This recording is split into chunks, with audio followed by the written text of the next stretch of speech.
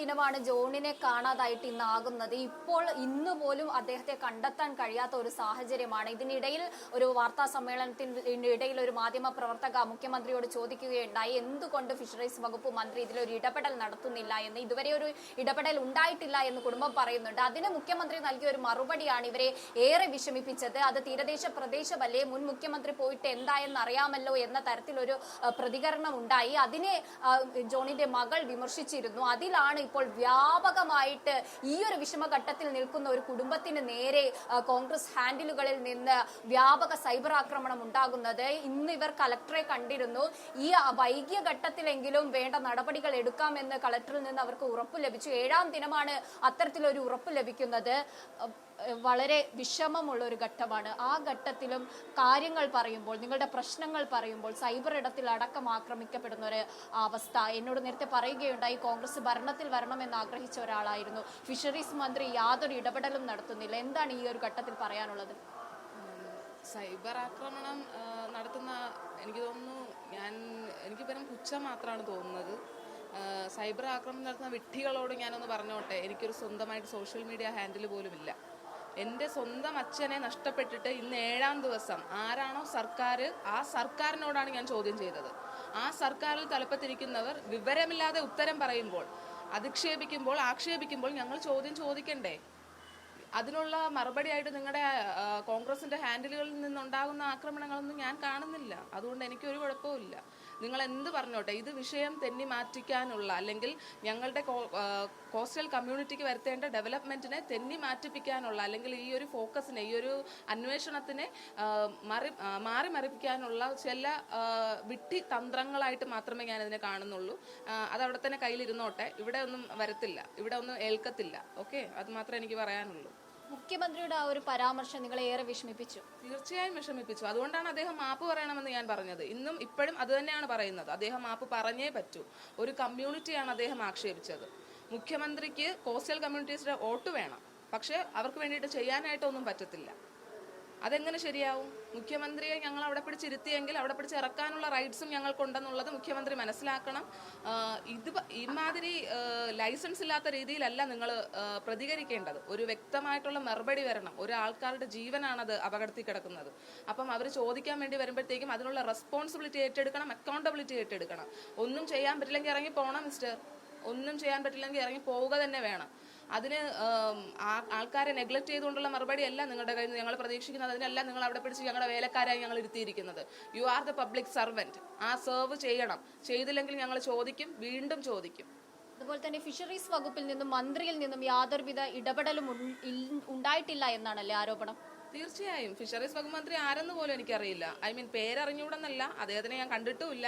ഈ 7 ദിവസമായിട്ട് എനിക്ക് തോന്നുന്നില്ല ഏതെങ്കിലും ഒരിടത്ത് അദ്ദേഹം വിളിച്ച് അന്വേഷിച്ചെന്നോ, അല്ലെങ്കിൽ ഞാൻ പേഴ്സണലി പറയുകയാണെങ്കിൽ എന്നെ അങ്ങനെ ആരും വിളിച്ച് അന്വേഷിച്ചിട്ടോ, അല്ലെങ്കിൽ ഞങ്ങളുടെ കുടുംബത്തിനെ അതിന് ഒന്നൊന്ന് കോൺടാക്ട് ചെയ്യാൻ പോലും അദ്ദേഹം ശ്രമിച്ചിട്ടില്ല എന്നുള്ളതാണ് എനിക്ക് ഏറ്റവും ഇതായിട്ട് പറയാനുള്ളത്. എനിക്ക് തോന്നുന്നു അദ്ദേഹം എറണാകുളത്ത് എവിടെയുള്ള ആളാണ്.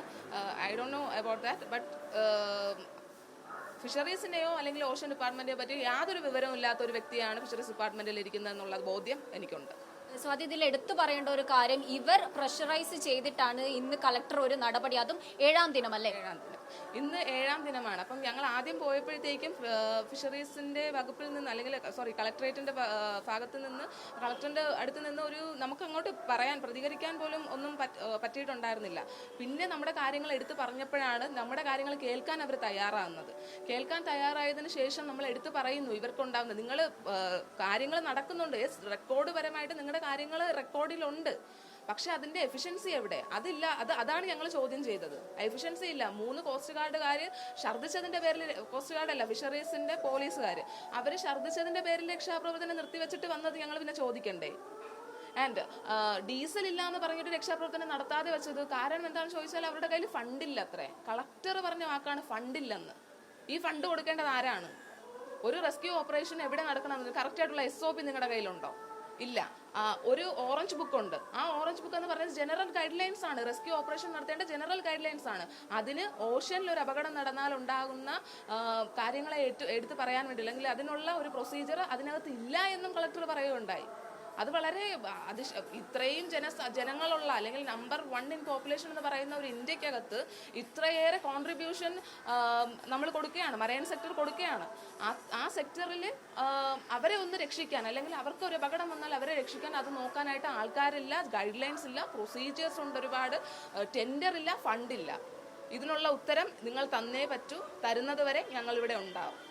അതെ, അത്തരത്തിൽ ഇവർ വീണ്ടും വീണ്ടും ചോദ്യങ്ങൾ ചോദിക്കുകയാണ്. പക്ഷേ എവിടെ നിന്നും ഇതുവരെ അക്കൗണ്ടബിൾ ആയിട്ടൊരു ഉത്തരവോ അല്ലെങ്കിൽ നിങ്ങളുടെ ആവശ്യങ്ങളോ ഒന്നും നടന്നിട്ടില്ല. ഊർജിതമായൊരു തെരച്ചിൽ നടന്നിട്ടില്ല അല്ലേ? അതെ, ഊർജിതമായിട്ടുള്ള തെരച്ചിൽ നടന്നിട്ടില്ല. അവർ പറയുന്നത് നടക്കുന്നുണ്ടെന്നാണ്, ഞങ്ങൾ നടക്കുന്നില്ല എന്ന് പറയുന്നില്ല. പക്ഷെ അതിന്റെ എഫിഷ്യൻസി എവിടെ? അത് ഊർജിതമല്ല. അത് നിങ്ങൾ ചെയ്യുന്നത് 18 to 20 നോട്ടിക്കൽ മൈൽ അപ്പുറം നടന്ന ആ പ്രശ്നത്തിന് നിങ്ങൾ 4 മൈലോ 4 നോട്ടിക്കൽ മൈലോ പോയി ചെന്ന് സെർച്ച് ചെയ്താൽ കിട്ടുമോ?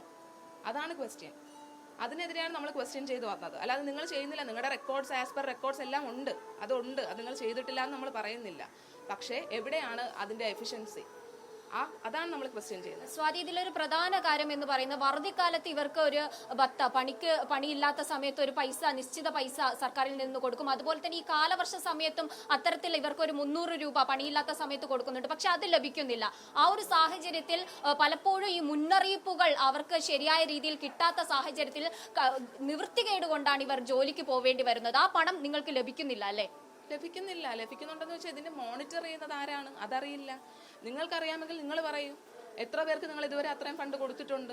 200 രൂപയോ 300 രൂപയോ എന്തോ ആണ് ഇവർ പറയുന്നത്. ആ പൈസ നിങ്ങൾ എത്ര പേർക്ക് ഇതുവരെ കൊടുത്തിട്ടുണ്ട്? കൊടുക്കുന്നവർ കാണുമായിരിക്കും, പക്ഷെ എൻ്റെ അറിവിൽ അങ്ങനെ ഇല്ല, എനിക്കറിയില്ല, അങ്ങനെ ഇല്ല, ഉറപ്പായിട്ടും അങ്ങനെ ഇല്ല. പക്ഷെ അങ്ങനെ ഉണ്ടെങ്കിൽ നിങ്ങൾ അതിന്റെ എവിഡൻസ് കാണിക്കും, അല്ലെങ്കിൽ അതിന് അത് കറക്റ്റായിട്ട് നൽകുമെന്നൊരു സംഭവം നൽകുമെന്നുള്ള സംഭവം പണ്ട് മുതലേ ഉണ്ട്, ഓഖി കഴിഞ്ഞത് മുതലേ ഉണ്ട്. ഈ ഓഖി കഴിഞ്ഞത് മുതലേ ഉള്ള പ്രശ്നങ്ങളാണ് ഞങ്ങൾ എടുത്തു പറയുന്നത്. ഇനിയും ഒരു ജീവൻ ഇതുപോലെ കടലിൽ പൊലിഞ്ഞു പോകരുത്. കടലിൽ പോകുന്നവരുടെ ജീവനും സുരക്ഷിതത്വം വേണം. അവർക്ക് വേണ്ടിയിട്ടുള്ള കറക്റ്റായിട്ടുള്ള ലോക്കലൈസ്ഡ് വെതർ ഇൻഫർമേഷൻ സിസ്റ്റം വേണം. എന്തുകൊണ്ട് ലോക്കലൈസ്ഡ് വെതർ ഇൻഫർമേഷൻ ഇല്ല? 2-way കമ്മ്യൂണിക്കേഷൻ പോസിബിൾ ആക്കണം. 24/7 പ്രവർത്തിക്കുന്ന ഒരു കോസ്റ്റ് ഗാർഡോ അല്ലെങ്കിൽ പോലീസോ ആണ് ഞങ്ങൾക്ക് ആവശ്യം. തോന്നുന്ന ഇതല്ല. അതായത് ഈ കോസ്റ്റൽ പോലീസൊക്കെ പറയുന്ന കാര്യങ്ങളൊക്കെ ഓഫീസ് അവറിൽ വന്നിരുന്ന് ജോലി ചെയ്തിട്ട് പോകാൻ ഇത് സാധാരണ ഡിപ്പാർട്ട്മെന്റുകളല്ല. ഇത് നമ്മൾ എഫിഷ്യൻ്റ് ആയിട്ട് കൈകാര്യം ചെയ്യേണ്ട, കറക്റ്റ് ടൈമിൽ ഇൻഫർമേഷൻ കൊടുക്കേണ്ട ഒരു സിസ്റ്റമാണ്. അവർ അത്രയ്ക്കും റിസ്ക് എടുത്ത് അവരുടെ ലൈഫ് തന്നെ റിസ്ക് എടുത്തിട്ട് പോകുന്നുണ്ട്. ആ പോകുന്നത് കൊണ്ട് അവരുടെ മാത്രം ലാഭമല്ല ഇവിടെ നടക്കുന്നത്. ഈച്ച് ആൻഡ് എവറി സിറ്റിസൺ അവർക്ക് അവരുടെ ടാക്സ് അവർ കോൺട്രിബ്യൂട്ട് ചെയ്യുന്നുണ്ട്. അപ്പം അത് എന്തുകൊണ്ടാണ് നിങ്ങൾ കണക്കിലെടുക്കാത്തത്? ബാക്കിയുള്ളവർക്ക് ഒരു പ്രശ്നം വന്നാൽ നിങ്ങൾ ഇടപെടുന്നത് എന്തുകൊണ്ട് ഈ മറൈൻ സെക്ടറിനെ അല്ലെങ്കിൽ കോസ്റ്റൽ കമ്മ്യൂണിറ്റിയെ നിങ്ങൾ നെഗ്ലക്റ്റ് ചെയ്യുന്നു? ആ നെഗ്ലക്ഷൻ ഇനി അനുവദനീയമല്ല, ഇനി അനുവദിക്കാൻ അത് പറ്റുകയുമില്ല. ജിജി നേരത്തെ എന്നോട് വിഷമത്തോടെ പറയുകയുണ്ടായി, ജിജി കൂടി വോട്ട് ചെയ്താണ് ഈ കോൺഗ്രസ് ഗവൺമെന്റ് വന്നത് എന്ന്. ഈ ഒരു ഘട്ടത്തിൽ എന്താണ് ഈ സർക്കാരിനോട് പറയാനുള്ളത്? ഇനിയെങ്കിലും കണ്ണു തുറക്കണമെന്നാണോ? തീർച്ചയായും ഇനിയെങ്കിലും കണ്ണു തുറക്കണം. അനാവശ്യമായ ചെലവുകളും ദൂത്തുകളും ഒഴിവാക്കി അത് പ്രോപ്പറായിട്ട് എനിക്ക് ഈ സൈബർ ബുള്ളിങ് വരുന്നെന്ന് ഞാൻ കേട്ടപ്പോൾ എനിക്ക് ചിരിയാണ് വന്നത്. അതും കോൺഗ്രസിൻ്റെ എന്ന് കേട്ടപ്പോഴത്തേക്കും എൻ്റെ ഒരു വോട്ട് നഷ്ടമായി പോയല്ലോ എന്നുള്ളൊരു വിഷമം കൂടെ എനിക്കുണ്ട്. കാരണം ഒരു ഗവൺമെന്റ് പോയൊരു ഗവൺമെന്റ് ഒരു പ്രക്ഷോഭം വരുമ്പോൾ അല്ലെങ്കിൽ ഒരു നാച്ചുറൽ കലാമിറ്റി വരുമ്പോഴത്തേക്കും എത്രത്തോളം കൂടെ നിന്ന് പ്രവർത്തിച്ചിട്ടുണ്ടെന്ന് നമുക്കറിയാം. അപ്പം അവരെ വിമർശിച്ചുകൊണ്ട് തന്നെയാണ് നിങ്ങളും ഇന്ന് പദവിയിലേറിയത്. നിങ്ങളിങ്ങനെ പദവിയിലേറാനുള്ള ഒരു വോട്ട് എൻ്റേതാണ്, എൻ്റെ കുടുംബത്തിൻ്റെതുമുണ്ട്. പക്ഷേ ഞങ്ങൾ ചോദിക്കുന്നത് പൊളിറ്റിക്കൽ പാർട്ടികളെയല്ല, ഞങ്ങൾ ചോദിക്കുന്നത് സർക്കാരിനെയാണ്. ആരാണോ സർക്കാർ, അത് LDF UDF അതൊന്നും ഞങ്ങൾക്ക് അറിയേണ്ട ആവശ്യമില്ല. സർക്കാരിനെയാണ് ഞങ്ങൾ ചോദ്യം ചെയ്യുന്നത്. സർക്കാർ അതിന് ഉത്തരം പറഞ്ഞേ പറ്റൂ. ചുമ്മാ അത് പൊളിറ്റിക്കലൈസ് ചെയ്യാൻ വേണ്ടിയിട്ട് ഇവിടെ വരണ്ട. LDF UDF അല്ല ഞങ്ങളുടെ പ്രശ്നം. ഞങ്ങൾ ഉന്നയിക്കുന്നത്, ഞങ്ങളുടെ ആവശ്യം ഞങ്ങൾ ഉന്നയിക്കുന്നത് സർക്കാരിനോടാണ്. സർക്കാർ അതിന് മറുപടി പറയണം. അതിപ്പം VD സതീശനായിരുന്നാലും പിണറായി വിജയനായിരുന്നാലും ആര് തന്നെ ആയിരുന്നാലും.